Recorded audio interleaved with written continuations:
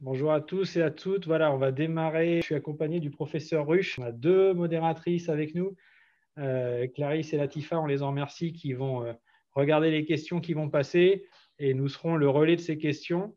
À Madame Lemieux, que je salue. Bonjour Madame Lemieux. Merci d'être avec nous depuis le Québec. Voilà. Et puis Monsieur Ledeuf aussi qui est avec nous cet après-midi pour ce webinaire et qui prendra la parole en deuxième. Voilà, Monsieur Ledeuf, que je fais apparaître également à l'écran. Bonjour, Monsieur Ledeuf. Et voilà, qui sera sur la prise de parole à partir de 14h30 après la prise de parole de Madame Lemieux. Donc, c'est la suite du webinaire numéro 1 de février dernier qui était sur l'e-santé, voilà, qui nous avait permis de brosser dans les grands axes ce que peut être la e-santé et la santé digitale. Et donc, aujourd'hui, on va aller sur la littératie digitale en santé, la translittératie. Et sans plus attendre, je laisse la parole au professeur Ruche qui va introduire un peu le propos avant de passer la parole du coup à Madame Lemieux.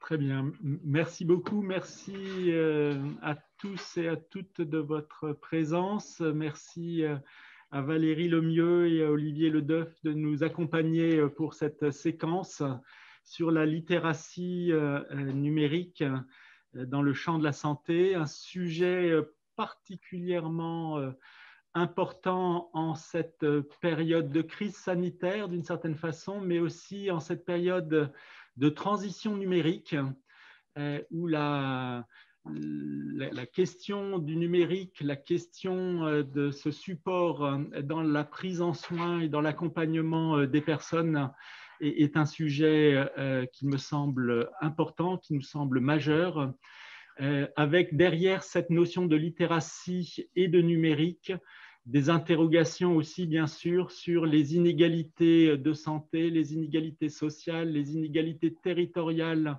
qui peuvent être également sous-jacents à ce développement à la fois du numérique dans le champ de la santé et la préoccupation de la littératie qui peut y être associée. Et puis, dernier point aussi, peut-être penser dans nos réflexions à venir sur la question de la fracture numérique qui, en France, comme dans d'autres pays, est aussi un sujet en tant que tel. Donc, on va partager ensemble les réflexions qui vont nous être apportées par nos deux intervenants. Encore une fois, merci. Et puis, nous aurons l'occasion de réagir au travers des questions sur le chat. N'hésitez pas. Voilà, merci Monsieur Ruche. Donc, sans plus attendre, voilà, le nombre de participants continue de croître. Donc, on va vraiment lancer ce temps. Donc, on commence avec vous, Madame Lemieux.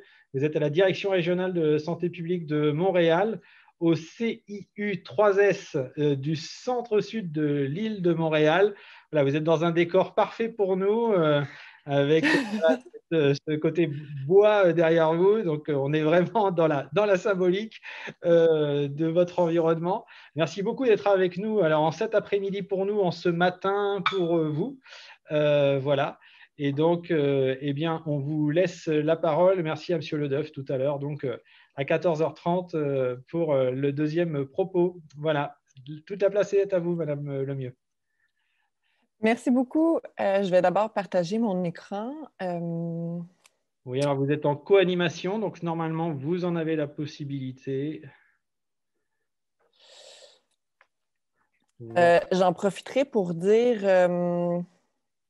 Attendez, je pense que je ne partage pas la bonne chose.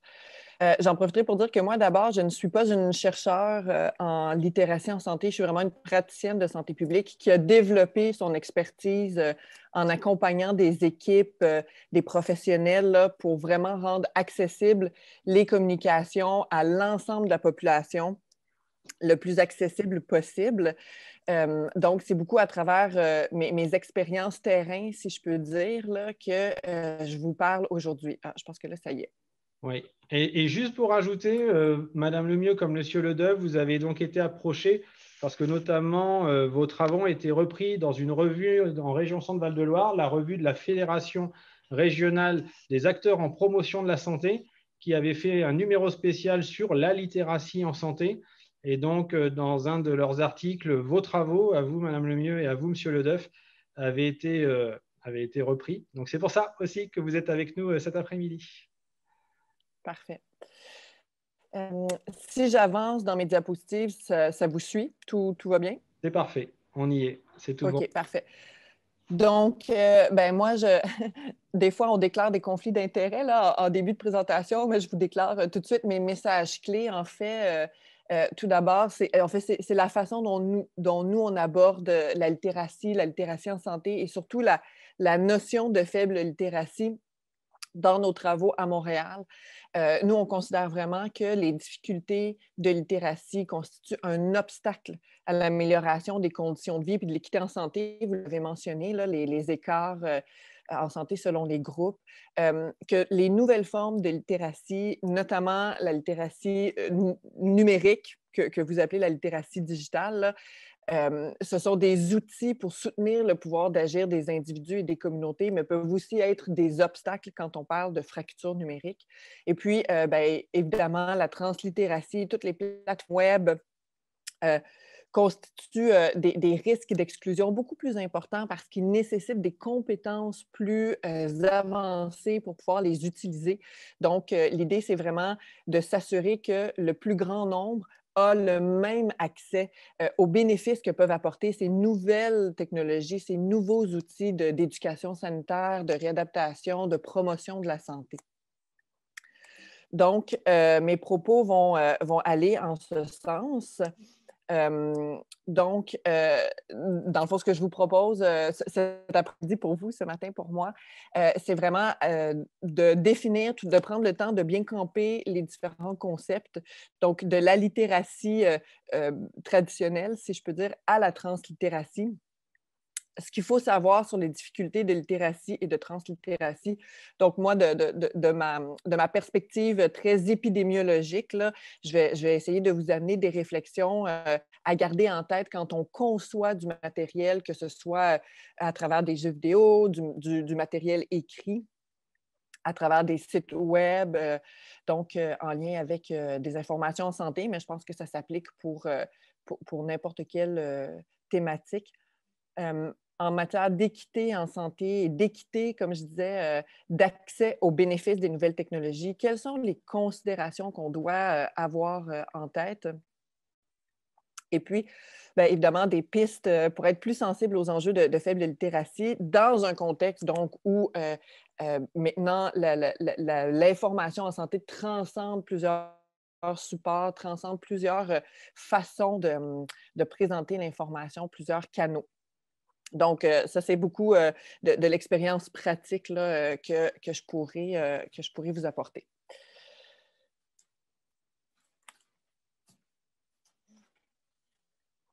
Alors, tout d'abord, comment définit-on la littératie? Bien, toutes les formes de littératie, et c'est un peu vers ça que je voulais vous amener. Tout d'abord, il y a la littératie générale, donc qui sont vraiment les habiletés puis la volonté d'interagir avec un système de langage, quel qu'il soit, quelle que soit la langue, parfois sans mots, ça peut être à travers des images, des pictogrammes, donc pour participer activement à la société dans différents contextes, s'accomplir puis développer son potentiel. Ça, c'est une définition que nous, on utilise beaucoup au Québec, qui a été développée par un groupe de chercheurs à l'Université du Québec à Chicoutimi. Il y a aussi la littératie numérique, qui est plutôt l'intérêt, les attitudes aussi et les habiletés requises pour utiliser les technologies et les outils de communication numérique en vue d'accéder, de gérer, d'intégrer, d'analyser. Quand on parle d'analyser, notamment, ça fait appel à l'esprit critique. On sait que l'information sur le web est pratiquement finie avec une fiabilité qui est très variable. Donc, il y a vraiment la notion d'être critique face à l'information qu'il y en a qui est très importante dans la littératie numérique. Et puis, évaluer l'information, c'est-à-dire est-ce que cette information-là, ça est pertinente pour mon contexte, pour mon objectif. Et aussi, construire de nouveaux apprentissages et communiquer avec les autres. Donc, vous voyez que ce sont quand même des définitions très englobantes, très inclusives que je vous présente. la littératie en santé, en fait, qui est la combinaison de plusieurs compétences que je vais vous présenter tout à l'heure et de ressources du contexte dans lequel on est, qui sont nécessaires pour qu'une personne puisse accéder et utiliser l'information, cette fois-ci dans un objectif très précis, de prendre des décisions en lien avec son bien-être ou sa santé. Et puis finalement, la translittératie, qui est vraiment, et là, je pense que le professeur Ledeuf pourra élaborer davantage là-dessus, là, lui, étant donné qu'il il a déjà publié sur le sujet. Là, moi, je le présente vraiment comme une convergence des différents types de littératie, mais aussi des différents types de culture, c'est-à-dire la culture informationnelle, numérique et médiatique. Donc, ça se replace vraiment dans un contexte culturel, si je peux dire, plus large. Ensuite, je pense que c'est important de vraiment garder en tête, et c'est là beaucoup du propos que j'avais pour vous ce matin. Que doit-on savoir sur les difficultés de littératie et de translittératie pour avoir et développer des réflexes de sensibilité à l'égard des gens du maillon faible, dans le fond. Quand on s'adresse à l'ensemble d'une population, il faut s'assurer que le dénominateur le plus faible puisse lui aussi accéder à l'information, puisse lui aussi trouver l'information qui est pertinente, qui est fiable, qui puisse la comprendre et qui puisse l'utiliser adéquatement. Donc, c'est vraiment l'idée derrière ce que je vous présente. Et l'allégorie que j'utilise souvent, c'est vraiment de voir la littératie en santé ou la littératie dans ses différentes formes comme une superposition de filtres entre l'information et nous. Et selon les compétences, selon le contexte, selon les barrières auxquelles on fait face, le filtre va être plus ou moins opaque, donc va filtrer l'information de façon très étroite ou va laisser entrer l'information pour qu'elle puisse être utilisée et comprise. Alors, il y a clairement les caractéristiques individuelles qui peuvent aller de le fait d'avoir une déficience visuelle, une déficience auditive, une déficience intellectuelle. Parfois, l'âge peut jouer là-dedans. Ensuite, bien, effectivement, les interactions avec le milieu de vie, notamment dans les sources d'information. Est-ce que, par exemple, moi, j'habite au Québec, mais je suis immigrant, puis ma source d'information, c'est encore mon pays d'origine, donc où il peut y avoir un décalage avec la réalité dans laquelle je me trouve. Est-ce que ma source d'information, ce sont des sources gouvernementales ou, si on peut dire, fiable, ou est-ce que c'est plutôt le bouche à oreille, donc mes proches ou les médias sociaux? Il y a effectivement l'interaction avec le système de santé. Donc, mes expériences passées m'ont-elles amené à être ouvert à l'information que je reçois ou plutôt à me fermer et à poser un filtre? Et puis, évidemment, le contexte global. Donc, par exemple, si quelqu'un vit des barrières linguistiques ou même arrive avec un certain bagage culturel sur des notions par rapport à la santé, à ce moment-là, bien, ça constitue un filtre additionnel. Le niveau de côté, par exemple, en est un autre là, qui peut s'ajouter à ça, puis les capacités de compréhension. Donc, c'est vraiment, moi, la façon dont je présente souvent l'ensemble des littératies, quelles qu'elles soient, appliquées à tous les contextes. C'est vraiment une superposition de filtres. Donc, l'objectif, quand on essaye de communiquer, quand on met sur pied des outils d'information, de communication, de promotion de la santé, de soins ou même de réadaptation, bien, c'est vraiment d'essayer de tenir compte de ces filtres et de les limiter à l'aide des outils.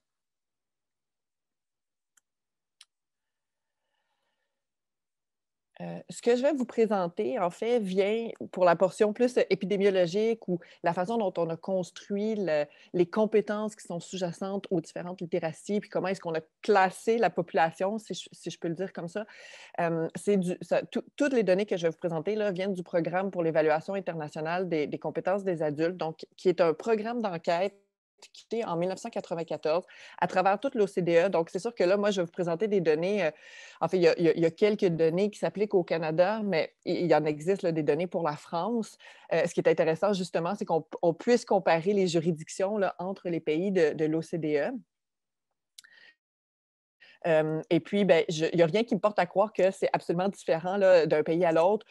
Certains États se démarquaient, puis je dirais là-dessus que le Canada, sur certains points, se démarquait défavorablement, notamment quand on rentrait dans les niveaux de compétences dans nos populations autochtones et même chez les jeunes de 18 à 24 ans, là, de façon désagréablement surprenante, le Canada se distingue défavorablement là, avec des compétences plus faibles que leurs pairs des autres pays.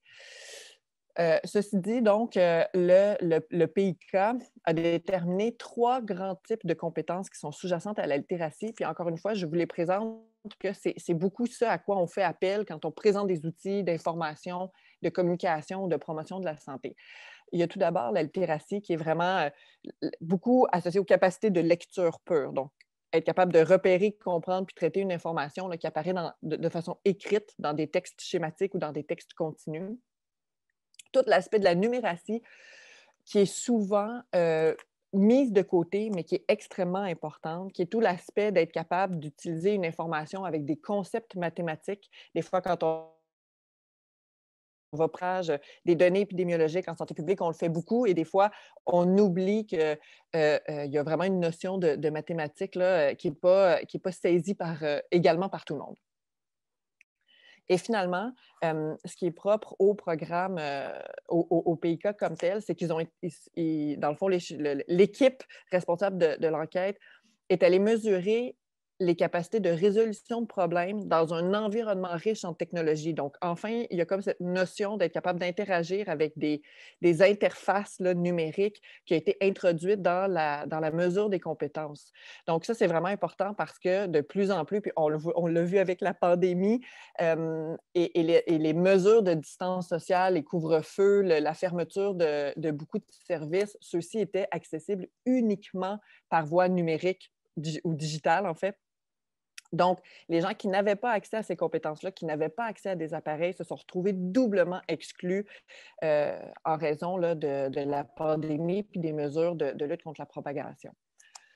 Autre élément important que je voulais amener, c'est que ces compétences-là s'inscrivent dans un contexte socio-culturel et on aurait tout intérêt à essayer de le prendre en considération au meilleur de nos capacités à nous quand on conçoit des outils. Il y a le bagage culturel et il y a le bagage linguistique. Et c'est sûr que, bon, au Canada, nous, on fonctionne beaucoup avec 2 langues officielles, mais si je prends l'exemple de Montréal ou encore la ville de Toronto, il y a une forte proportion de la population qui est allophone, donc qui a de la difficulté à s'exprimer ou à comprendre le français ou l'anglais. Et on essaye de plus en plus d'intégrer ces préoccupations-là dans nos travaux pour limiter le nombre de mots, s'assurer qu'on est universellement accessible. Puis je vais vous en montrer quelques exemples. Puis je termine cette section en vous présentant une pyramide, en fait, qui a été développée par notre BEAM en 2000 quand même, ça fait un moment, et qui classifiait qui graduait en fait les compétences de littératie de la plus élémentaire à la plus avancée, si je peux dire, ou la plus sophistiquée. Il y a la littératie fonctionnelle, qui est vraiment la capacité de comprendre un texte, souvent au premier degré. Il y a la littératie interactive, donc où on est capable vraiment d'interagir avec l'information pour bien l'utiliser.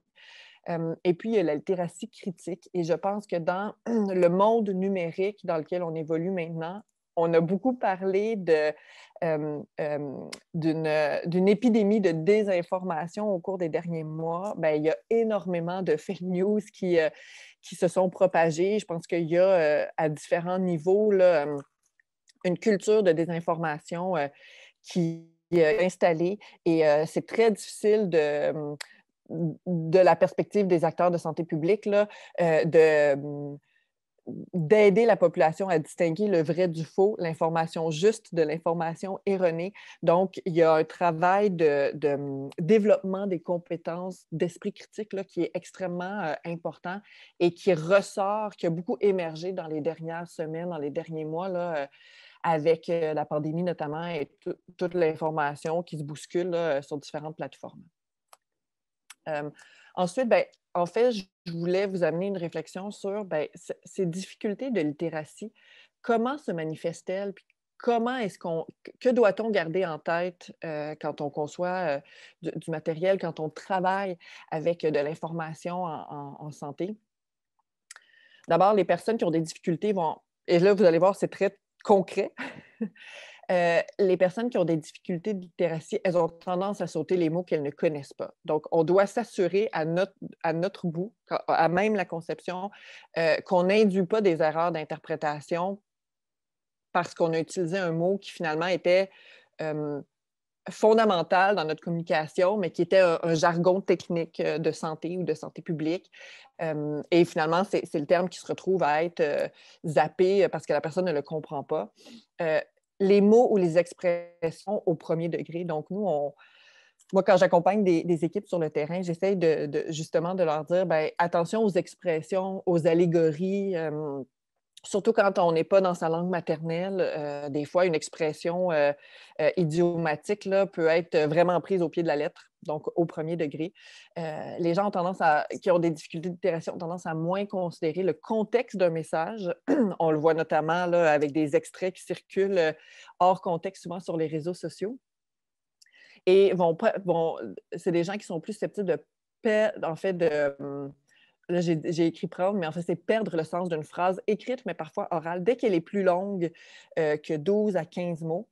Souvent parce que quelqu'un qui lit lentement, puis le rythme de lecture est facilement perdu. Puis c'est souvent le rythme de lecture qui fait les mots mis ensemble font un tout qui fait sens. Et puis, bien, souvent, les gens qui ont plus de difficultés de lecture, de littératie, de numératie, par exemple, ce que je vous disais tout à l'heure, bien, peuvent focaliser sur des éléments d'information qui sont franchement non essentiels. Donc, qui passent à côté de l'information critique au profit d'un détail. Ce qu'il faut aussi savoir, peut-être plus par rapport à l'environnement digital, la population ou les groupes de population qui ont des difficultés de littératie sont plus susceptibles d'être réticents à adopter des nouvelles technologies ou des nouvelles formes de communication, donc sortir de leur zone de confort. Plus de difficultés à interagir avec différentes fonctionnalités, notamment multimédia. Plus de difficultés à trier l'information quand elle vient de sources multiples. Plus facilement désorientés dans la navigation web. Ça inclut un site web, ça peut inclure un jeu vidéo, ça peut inclure un blog, un vlog, quel qu'il soit. Puis, on a tendance à ignorer les éléments qui sont en marge ou les outils de base. Ça, c'est vraiment des éléments à se garder en tête quand on conçoit de façon inclusive, là, encore une fois, du matériel. Malheureusement, ça se répercute aussi en moins bons résultats de santé, en iniquité de santé entre groupes de population. Donc, en gros, ce que la littérature là, a démontré, c'est que les personnes qui exhibaient une plus faible littératie en santé, bien, avaient des connaissances plus faibles aussi, une efficacité personnelle, puis un niveau de stress, une efficacité de personnel moindre. Donc, la confiance en sa capacité, par exemple, de prendre en charge une maladie soi-même, une maladie chronique comme le diabète, par exemple. Plus de stress associé, une moins bonne communication avec les intervenants de santé. Souvent, ça va se traduire dans des comportements que nous, comme professionnels de la santé, allons interpréter comme un manque d'observance, donc d'adhésion à un traitement, un régime médicamenteux ou un régime thérapeutique, une moins bonne autogestion et évidemment, bien, moindre participation à des programmes de prévention, promotion. Nous, on le voit là, avec nos programmes de dépistage universel, les gens qui ne se prévalent pas de cet accès-là sont souvent des gens qui ont en fait mal compris l'information. Une moins bonne santé auto-rapportée, de moins bonnes décisions en matière de santé, notamment dans la littérature, là, des décisions de fin de vie sur les choix par rapport à des soins palliatifs, par exemple. Et bien, de façon générale, les résultats de santé, ça, c'est sûr que dans la littérature, les données sont plus mitigées, mais la tendance lourde est vraiment que les gens, quand c'est mesuré dans les travaux de recherche, la plus faible littératie était associée à de moins bons résultats de santé, de moins bons outcomes. Voici les données que je vais vous présenter du PIK au Canada. En fait, c'est la proportion des qui avait le rendement le plus faible, qui était classé en 6 niveaux de 0 à 5. Et les gens qui, dans leurs résultats, en fait, on dit que c'est un programme d'enquête, là, mais ça ressemblait beaucoup à un examen, en fait, ce que les gens passaient. Et donc, étaient classés là, en quintile, mais il y avait aussi le niveau 0 qui était vraiment très, très faible, là, qui était beaucoup plus proche de l'analphabétisme. Donc, la proportion des gens qui étaient avec des compétences vraiment déficientes, on voit que tous les groupes, là, la première chose qui frappe, c'est que les chiffres sont élevés. Là. Quand on parle de 17 23 15 c'est de la population générale. Donc, au Canada, on peut s'attendre à ce qu'il y ait à peu près une personne sur 6 qui éprouve des grandes difficultés avec l'information, quelle qu'elle soit. Puis on voit que les gens qui ont une scolarité inférieure à ce que nous, on appelle chez nous le diplôme d'études secondaires, donc le lycée, plus ou moins là, en France, bien, à ce moment-là, on atteint des proportions qui sont carrément alarmantes, là, autour de 40 50 de gens qui ont vraiment des compétences quasi nulles au niveau de la littératie puis de la numératie. Donc ça, c'est vraiment important de savoir que quand on s'adresse à la population, on s'adresse entre autres à ces personnes. Et ensuite, bien là, on voit que selon les catégories, là, il y a clairement des profils qui se dessinent. Des gens qui sont sans emploi, qui n'ont pas un niveau de scolarité très élevé, qui ont un parcours migratoire où la langue maternelle était autre que celle ni le français ni l'anglais, dans le cas du Canada. C'est des gens qui sont vraiment susceptibles d'éprouver des difficultés. Donc, juste m'assurer que dans le temps, je respecte. L'équité d'accès aux bénéfices, dans le fond, les considérations. Donc, comment est-ce que ce que je vous ai présenté pour vraiment vous mettre en contexte par rapport à l'épidémiologie, par rapport à la définition des concepts, comment est-ce qu'on l'applique? Les outils associés à la translittératie, ils sont multiples. Hein? Et puis, il y en a des nouveaux qui sont développés à chaque semaine. Je vous donnais quelques exemples. Les réseaux sociaux, ce que nous, on appelle des chatbots, là, donc les boîtes où on peut écrire puis faire un chat là, en direct. Souvent, ça va être associé au service à la clientèle pour répondre aux questions. Souvent, c'est des algorithmes, donc des robots qui sont derrière ça. Les blogs vidéo, les textos, les jeux vidéo, avec toute la mobile health qui s'est développée dans les dernières années. Donc, ce qu'il faut avoir en considération, c'est le contenu explicite versus le contenu latent. Parce que le contenu qui est latent, que nous, on prend pour acquis, le fait qu'il soit latent, bien, il peut échapper aux gens qui sont de faible littératie. Considérer qu'il y a une stimulation plus intense. Souvent, sur le web, on va avoir de l'information qui n'est pas linéaire, qui arrive de toutes parts, qui va être distribuée différemment à travers plusieurs pages, à travers des pop-up. Donc, de prendre en considération que ça peut être plus difficile à gérer. Des communications qui sont souvent culturellement chargées, voire folkloriques. Souvent, on voit passer des mèmes qui peuvent être humoristiques, qui peuvent permettre de passer des messages, entre autres des messages de santé. Mais il faut faire attention de ne pas tomber dans le folklorique. Je vais vous montrer un exemple dans quelques instants. Puis évidemment, il y a des enjeux éthiques et de responsabilisation. Je pense que ça, on en parle beaucoup dans les dernières semaines. Tout l'aspect de trolling, toutes les fake news qui courent les réseaux sociaux, il y a vraiment une notion d'éthique et de responsabilisation à inculquer là, aux internautes. Ce que je vous montre ici, en fait, c'est une campagne montréalaise. Nous avons durant les mois de l'été, donc les mois où il n'y a pas de neige, on bénéficie. Oui? Je pense que quelqu'un voulait poser une question. Non, pas de notre côté. Ah, OK. J'ai entendu quelqu'un là, qui semblait vouloir prendre la parole, pardon. Vous pouvez continuer, allez-y. Parfait. En fait, ce que je vous présente là à l'écran, c'était une campagne multimédia à Montréal. Donc, on bénéficie d'un service de réseau en libre service, un réseau de vélos en libre service, pardon. Et puis, toute la campagne était basée sur ce slogan qui était « Casse-toi pas le basic », qui est une expression qui est extrêmement folklorique chez nous. Et j'ai en fait plusieurs collègues de la direction de santé publique, entre autres une Belge, donc une Wallonne, là, une francophone qui a dit « Mais je ne pige pas du tout ce qu'on s'attend de moi avec un slogan comme celui-là. » Donc, on a voulu adopter un ton familier pour inciter les gens à l'activité physique. Puis on est passé complètement à côté de plein de personnes parce qu'on a vraiment été chercher une expression dont la racine était très... c'est vraiment une expression idiomatique là, qui est très folklorique. Donc, des fois, de faire attention, dans ce cas-ci, les promoteurs de la campagne sont passés à côté. Autre chose à considérer, les outils associés à la translittératie impliquent souvent, comme je disais tout à l'heure, une information. Et puis ça, c'est la façon dont, dans le fond, l'information est processée, là, notamment sur le web versus à l'écrit. Une information qui est aléatoire plutôt que linéaire et séquentielle. Donc, ça exige vraiment des meilleures compétences pour discerner l'information importante puis être capable de suivre une séquence, donc pour s'assurer qu'on fait un raisonnement adéquat à la fin. Autre chose aussi que générique, ce n'est plus l'information qui vient à nous, c'est beaucoup nous qui devons trouver l'information à travers les moteurs de recherche, à travers, dans le fond, les différentes plateformes. L'exigence du multitask, donc d'être capable de gérer différentes tâches en même temps, plus de sources de distraction, plus de fatigue visuelle à l'écran, et puis plus difficile pour les personnes qui vivent notamment avec des déficiences perceptuelles, ce qui m'amène à vous présenter ceci. Dans le fond, nous, on a travaillé avec un institut, l'Institut montréalais pour les aveugles, à essayer de développer du matériel qui tienne compte des déficiences visuelles.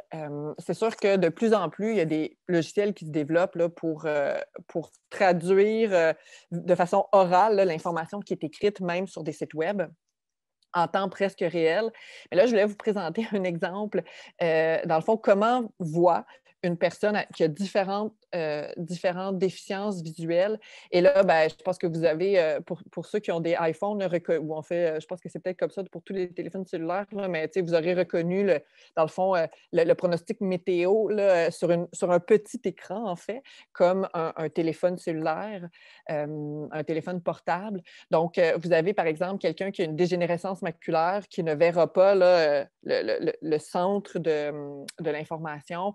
Ensuite, je pense que le deuxième, c'est par exemple quelqu'un qui aurait une rétinopathie diabétique, qui est quand même une complication du diabète qui est répandue. Ensuite, vous avez une autre déficience là, qui est retina pigmentosa, qui, à l'inverse, réduit le champ visuel. Et puis le dernier, qui est les cataractes. Les cataractes, quand on avance en âge, c'est un trouble visuel qui est très prévalent, qui est corrigible, mais souvent, les gens vont expérimenter longtemps des troubles de vision avant d'avoir accès, ou en tout cas de décider d'avoir accès aux soins. Donc, ça aussi, il faut vraiment le prendre en considération quand on développe du matériel, notamment du matériel mobile. Et je terminerai avec quelques pistes d'action et des exemples.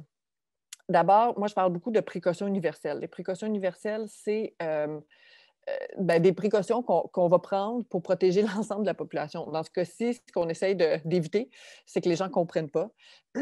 Quand on parle de précautions universelles, souvent les gens pensent au lavage de main, là, mais nous, en littératie en santé, on en a développé quelques-unes. Il y a organiser l'information pour appuyer les messages clés, garder le récepteur actif, comment engager la personne envers l'information, communiquer dans un style et un langage clair et simple, éviter le jargon, éviter les mots, s'assurer d'utiliser des mots qui sont vraiment sans équivoque, donc qui ne peuvent pas avoir plus d'un sens, valider la sensibilité culturelle du matériel, puis être prêt à revoir parfois nos normes graphiques et nos normes de propriété intellectuelle, puis je vais vous montrer un exemple. Donc, je voulais vraiment mettre l'accent là-dessus. Dans la présentation qui pourra être rendue accessible, je vous ai mis là, je vous ai détaillé chacune. Mon Dieu, je ne savais pas que je les avais mises en développement, là. Je voulais les passer vite. Mais je vous les ai mises là, dans la présentation, mais je n'ai pas l'intention de passer là, point par point avec vous.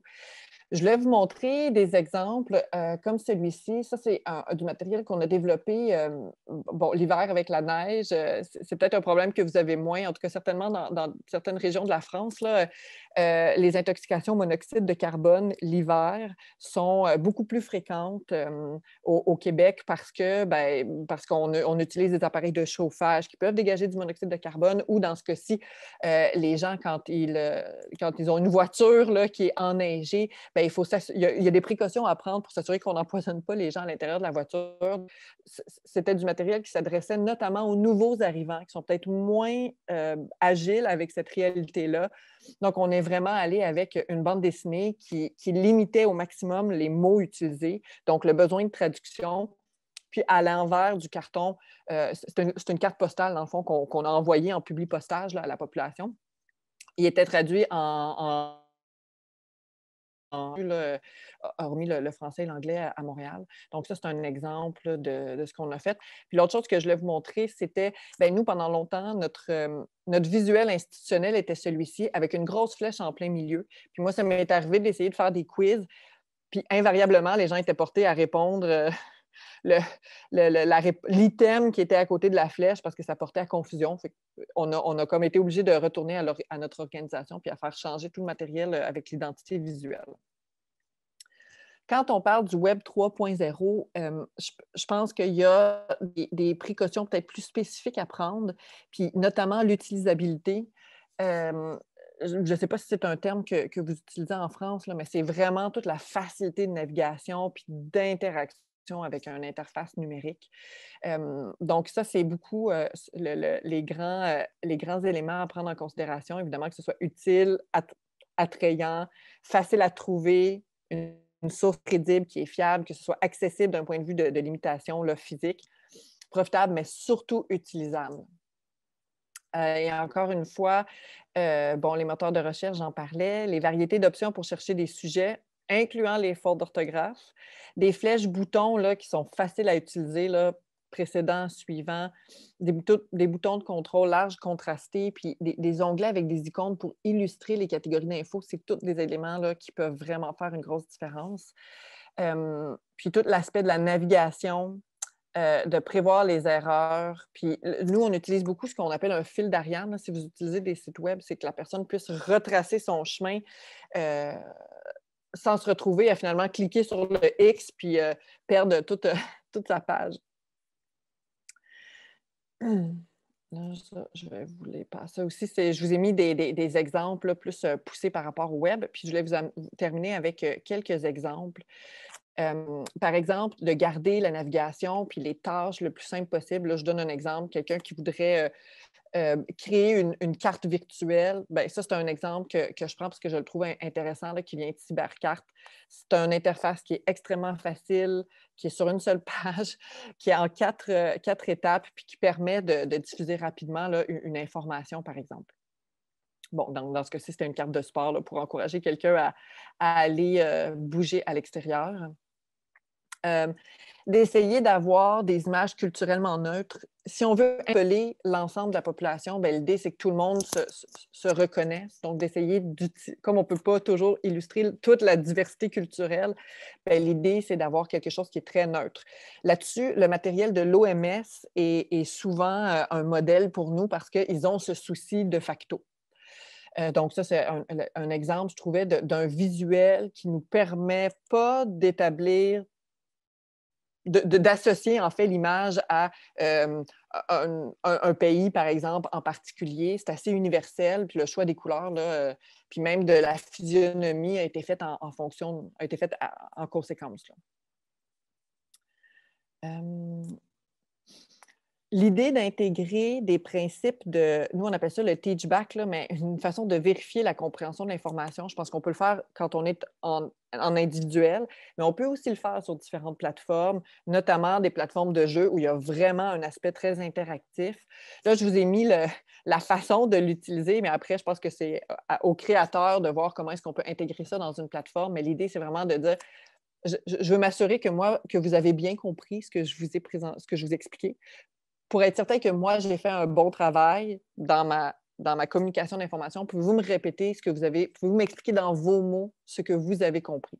Et tout de suite, on voit à travers la rétroaction si la personne a bien compris ou pas. Et au besoin, on peut apporter les correctifs. Ensuite, d'autres exemples de celui-ci, justement, là, peut-être que vous ne voyez pas, là, mais dans le coin en bas à droite, il y a comme un pop-up qui nous permet d'aller chercher la rétroaction en 5 questions pour voir si les gens ont compris la teneur de la page. L'utilisation d'idéogrammes aussi peut être quelque chose à explorer. Là, ici, moi, je trouvais ça vraiment intéressant parce que je me suis rendu compte en regardant, en cherchant un peu sur le web, là, je suis tombée sur ceci, où clairement, ce n'est pas mon alphabet, mais j'étais quand même capable d'associer chaque pictogramme à un service en hôpital. Donc, on voit où se trouve le service d'imagerie médicale, le laboratoire, probablement la salle d'attente, la pédiatrie, probablement l'arrivée des ambulances, l'urgence. Puis celui-ci, bien, on s'imagine que c'est probablement un service d'immunisation. Donc, parfois, si on utilise bien des pictogrammes ou bien des images, on peut se passer de l'écrit. Et puis, je voulais vous présenter 3 ressources qui sont, à mon sens, intéressantes pour exploiter les images. Il y a Hablamos Juntos, qui est en fait, qui a été développé en Californie, où il y a une forte proportion de migrants latino-américains qui ne parlent pas forcément l'anglais. Et donc, le système en fait, les différentes organisations de santé ont dû développer des pictogrammes là, pour s'assurer que les gens dans le système de santé étaient capables de naviguer de façon efficace malgré les barrières de langue. Donc, je vous encourage à aller fouiner, là, fureter de ce côté-là. Et puis, ben, je vous ai mis deux ressources que je trouvais très intéressantes, notamment pour le développement de contenu et de sites web, en fait, tout ce qui est numérique. Et je pense que leur plus grande qualité, c'est d'être un peu... c'est de dater un peu. Ce sont des ressources qui datent probablement de 2013-2014. Donc, on s'entend que l'Internet et les outils 3.0 ont beaucoup évolué. Mais je pense que c'est leur force, c'est que ça nous ramène à la base de l'utilisabilité, de la navigation simple. Donc, usability.gov et puis health.gov, qui sont en fait deux ressources qui ont été développées par les Centers for Disease and Control aux États-Unis et qui nous ramènent vraiment à la base de la conception web. Et je trouve que c'est important parfois de se ramener à cette base-là pour consolider, dans le fond, des acquis avant de bâtir puis de développer là, des logiciels ou des ajouts qui vont rendre peut-être plus attrayant un jeu ou un site web. Ou une plateforme, mais au moins, si on suit ces principes-là, on s'assure que que les principes d'accessibilité là, sont respectés. Donc, voilà, je vous laisserai avec ceci. Je vous remercie. J'espère que je suis rentrée dans mon temps. Je pense que oui. Oui. Ça me fera plaisir de répondre à vos questions. Oui, merci Madame Lemieux. Donc, on va laisser la possibilité aux personnes de poser des questions via le chat. Si vous voulez, vous pourrez arrêter votre partage d'écran pour que votre image revienne en plein écran. Et donc, on va pouvoir engager en effet. Alors, il y a des questions qui sont arrivées sur le chat. Alors déjà, des questions par rapport à nos champs lexicaux qui ne sont pas forcément les mêmes entre la France et le Québec. Que signifie « casse-toi pas la bicycle » ? Il ne veut pas forcément nous dire quelque chose. Voilà. Non, c'est ça. On a quelques expressions comme ça. Casse-toi pas le bicycle. Bon, si je vous le traduisais en France, ce serait « prends-toi pas la tête ». Ne te prends pas la tête. Donc, pourquoi se compliquer la vie quand on peut utiliser Bixi, en fait, qui était vraiment l'essence du slogan là, pour inciter les gens à utiliser donc un mode de transport actif à travers les vélos en libre-service. D'accord. Bon, ça viendra enrichir nos expressions, nos champs d'expression qu'on peut utiliser ici en France. Une deuxième question qu'on avait également. Vous avez à un moment donné ce terme de garder le récepteur actif. Voilà, ça ne va pas forcément nous évoquer quelque chose de prime abord. Donc, est-ce que là aussi, vous pouvez donner quelques éléments d'explicitation ? Oui. En fait, on sait que les gens sont plus susceptibles de mémoriser l'information s'ils ont établi une relation avec cette information-là. Donc, l'idée, c'est d'établir une connexion entre le récepteur, donc la personne qui reçoit l'information, et l'émetteur, ou en fait l'information comme telle. Donc, bon, ça, ce sont des diapos là, qui rentraient plus dans les détails.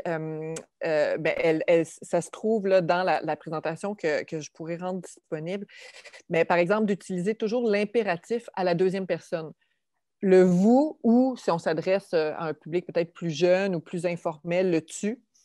Donc, plutôt que d'utiliser l'infinitif, par exemple. Donc, on incite la personne. L'idée, ce n'est pas de lui donner une consigne ou un ordre, mais c'est vraiment de l'inciter à interagir avec l'information en lui proposant explicitement quelque chose, un élément d'information, en s'adressant à cette personne de façon directe. Parfois, ça peut être en utilisant des techniques où les gens vont devoir compléter l'information en l'adaptant à leur réalité. Donc, des façons d'engager le récepteur là, vis-à-vis de l'information. On sait que ça aide à comprendre, puis à mémoriser, puis ensuite, ben, on l'espère, utiliser cette information-là pour prendre des décisions en santé, par exemple. Il y a une question à nouveau qui nous est posée. Alors, il y en a une que je vais garder peut-être sur la fin pour M. Ledeuf et vous. Donc, celle-là, je ne la cite pas, mais que la personne ne soit pas Coralie qui nous l'a posée, on va la garder peut-être pour la fin. Mais peut-être celle-là, quels sont les outils validés pour dépister, je reprends les termes, pour dépister des personnes qui ont des difficultés en littératie et quelqu'un qui vous remercie, comme nous tous, pour votre présentation très intéressante. Voilà, des outils de dépistage. Bien, ça, c'est intéressant. Puis je serais curieuse aussi d'entendre le professeur Ledeuf là, s'exprimer là-dessus parce que j'ai vu notamment qu'il avait publié en lien avec des outils de dépistage. Je vous dirais que ma réponse va être celle-ci. Ça dépend du contexte et ça n'est pas toujours indiqué. Il existe des outils. En fait, je pense que celui qui est probablement le plus utilisé, c'est le TOEFLA, qui sont en fait, une série de questions qui vont permettre d'aller mesurer les compétences des personnes. Il y a des outils qui sont vraiment de dépistage. Moi, celui que j'ai déjà utilisé, c'est le SOS, qui est en fait un acronyme. On pose 3 questions sur comment la personne s'auto-mesure dans ses capacités de lecture. Est-ce que la personne, normalement, a besoin d'aide de l'extérieur là, pour l'aider à remplir des formulaires, à comprendre l'information? Donc, il y a 3 questions comme ça. Et puis, ben, dans le fond, il y a des seuils. Si la personne répond de temps en temps ou si la personne répond assez souvent, ben, nous, ça allume un peu une lumière rouge là, de dire ben, ça se peut que cette personne ait besoin d'un petit coup de main, effectivement, pour comprendre l'information. Mais la deuxième partie de ma réponse serait la suivante. Dans certains contextes, moi, je trouve que c'est contre-indiqué là, de faire du dépistage, en tout cas de façon systématique. Dans un contexte de recherche, je pense que c'est très indiqué, puis on aurait tout intérêt à le faire davantage parce que c'est souvent une mesure sociodémographique qui est sous-estimée, puis on n'est pas capable après ça de la relier avec des résultats de santé parce qu'elle n'a pas été mesurée. Alors que on sait que c'est important. Mais dans un contexte clinique, ce n'est pas toujours indiqué pour plein de raisons, parce que ça peut être très stigmatisant de se faire pointer du doigt ou de devoir reconnaître qu'on a un certain niveau d'analphabétisme, qu'on a vraiment de la difficulté à comprendre l'information qui nous est mise. Donc, la façon, je dirais, détournée de faire ce criblage-là, ce serait probablement quelque chose comme du teach back, c'est-à-dire de dire, ben, pouvez-vous répéter dans vos mots ce que vous avez compris, mais plutôt que de mettre, je dirais, le fardeau de la preuve sur la personne à qui on s'adresse, de le ramener à nous en disant, moi, comme professionnel de la santé, je veux m'assurer que moi, j'ai fait un bon travail de communication envers vous. Pouvez-vous me répéter dans vos mots ou qu'est-ce que vous retenez de notre conversation ou qu'est-ce que vous retenez de ce que vous venez de lire? Donc, ce serait peut-être une autre façon, là, c'est un criblage ou un dépistage, je dirais, indirect.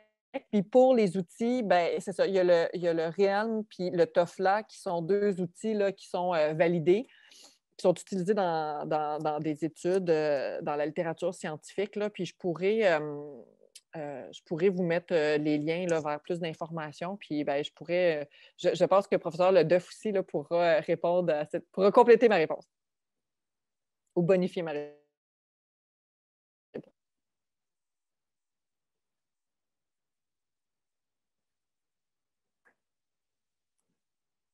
Je pense que vous devez… mis mon micro, voilà, avec le micro. Je vais rouvrir le micro à M. Ledeuf dans quelques instants pour compléter. On va rester sur des questions de votre intervention.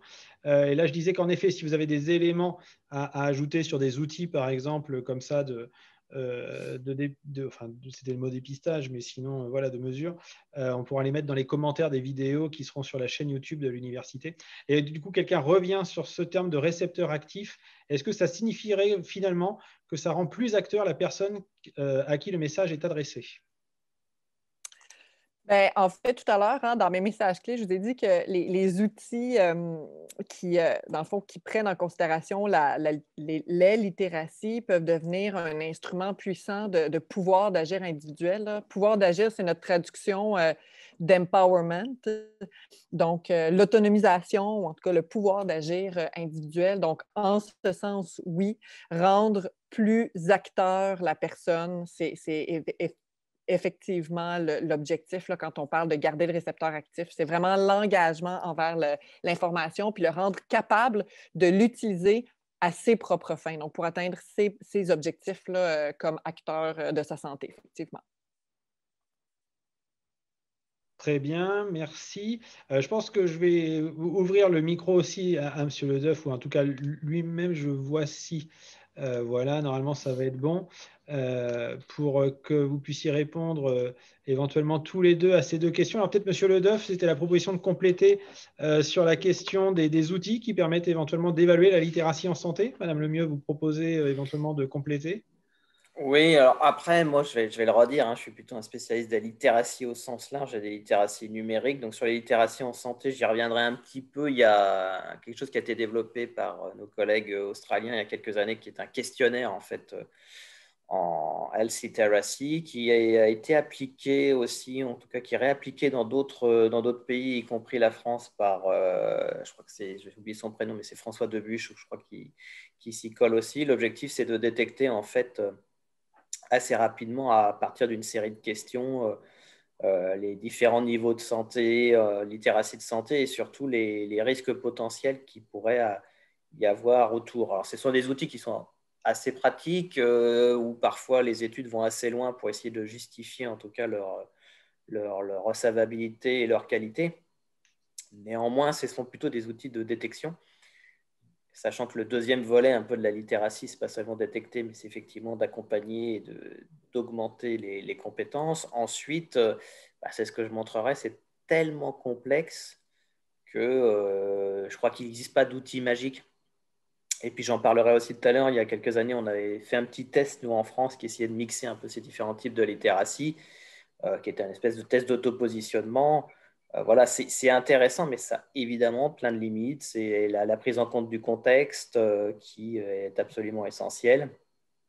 Et puis, parfois, j'ai envie de dire, le vécu, ou en tout cas les compétences à la fois sociales, organisationnelles, intellectuelles des soignants fait que ils n'ont pas nécessairement le temps d'utiliser le questionnaire, mais il faut être capable en quelques secondes, je dirais, d'évaluer les difficultés de la personne qu'on a en face de soi pour l'accompagner le mieux possible. Et effectivement, les exemples qui ont été donnés sont extrêmement intéressants. Quand on a des personnes qui sont allophones, on se doute bien que la question de la littératie de santé va devenir assez rapidement problématique pour des raisons de compréhension assez simples de littératie fonctionnelle. Donc j'ai envie de dire, quelque part, les outils, oui, c'est super bien pour faire des enquêtes un peu poussées, pour avoir des cohortes et d'avoir quelques résultats, puis derrière mettre en place des actions. Mais ensuite, j'ai l'impression quand même que cette qualité-là, elle est aussi sociale et humaine, et elle est presque essentielle pour chaque soignant d'être presque automatiquement, rapidement détecté par rapport à la personne qu'on a en face, quelles sont les difficultés et les risques, et de suite de parvenir à adapter sa communication. Et je pense que l'intervention de ma collègue a été extrêmement précieuse à ce titre-là. Très bien. Du coup, avant de vous passer la parole à vous, M. Ledeuf, une dernière question pour tous les deux, je pense. Parce qu'en plus, voilà, on est sur deux continents différents, donc peut-être deux éléments de réponse. Existe-t-il des formations en littératie en santé pour les professionnels de santé? Alors moi, je ne suis pas vraiment spécialiste sur la France, mais je pense qu'il y a des questions en tout cas qui remontent. Ça dépend où les endroits. En tout cas, je sais que ça existe quelque part. Alors en France, est-ce que c'est vraiment spécialisé et estampillé comme ça? Je ne sais pas. Est-ce que la Haute École de Santé Publique, je crois qu'il y a des modules qui pourraient un peu s'y en rapprocher. Il me semble que dans certains CHU, il y a des réflexions assez proches en littératie de santé qui sont en train d'être menées. Mais je ne serais pas le mieux placé pour le faire, à mon avis, puisque voilà, moi, je suis un peu parfois éloigné de ces territoires-là, même si ça m'arrive de côtoyer mes collègues en épidémiologie ou mes collègues qui interviennent du côté du CHU de Pellegrin à Bordeaux, mais je ne saurais pas vous répondre de façon extrêmement précise là-dessus. Et merci pour Madame Lemieux, du coup, dans le paysage québécois francophone. À ma connaissance, il y en a peu, hormis celles que moi j'ai offertes à travers de l'accompagnement, mais ce ne sont pas des formations, c'est vraiment de l'accompagnement d'équipe. Je me souviens d'avoir vu quelque chose du côté de la Belgique, mais je pourrais faire mes recherches et puis vous l'acheminer si je trouve. C'était un peu sous forme justement de webinaire, beaucoup plus court en fait. Mais une formation en tant que telle, peut-être on pourrait chercher du côté de l'UIPES, qui est l'Union internationale pour la promotion et l'éducation en santé. Donc, qui regroupe beaucoup de praticiens là, en promotion de la santé. Je crois qu'ils ont développé du matériel, mais je ne suis pas certaine qu'on pourrait dire que c'est une formation, mais certainement du matériel didactique là, pour les gens qui voudraient approfondir de ce côté-là. Mais en fait, vos réponses vont dans le sens de l'intérêt en fait, que les gens ont eu à ce que ce webinaire et que cette thématique soit proposée cet après-midi, parce qu'il n'y a pas tant forcément d'offres que cela. Alors, il doit en exister en effet, mais c'est vrai qu'on a eu un intérêt certain. Et d'ailleurs, ça ne se reflète pas dans les participants là. Les 126, 120, 130, parce qu'il y a des classes entières en fait qui nous suivent cet après-midi, où l'intervenant projette la visio en classe avec les conditions du moment. Et donc, il y a des groupes d'étudiants ou d'élèves qui sont en train de suivre nos interventions dans certaines écoles, universités, ici ou là. Donc, c'est en effet, le besoin est là pour explorer ce champ de la littératie digitale, translittératie. Merci beaucoup, Madame Lemieux.